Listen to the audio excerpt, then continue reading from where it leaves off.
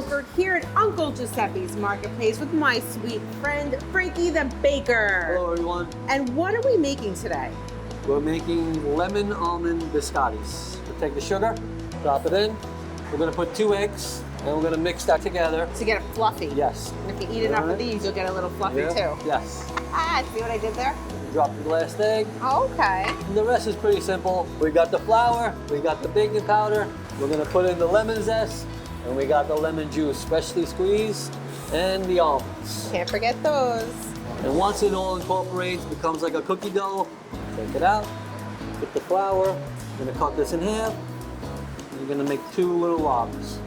Pick it up. All right, I could do this. This is my kind of baking. Yeah, simple, easy, pop it in the oven, 35 minutes, 320 degrees. After they're cooled, maybe an hour later, make the icing. Look at that. And now what you want to do is wait again, Lily. How long are we waiting now, Frankie? 20 minutes, 25 minutes, sorry. So we cut them into 1/4-inch slivers. Look at that. It's biscotti. That's it. And if you'd like this recipe to try at home, head to our website, news12.com. You'll find it there. Great job. Thank you, Lily.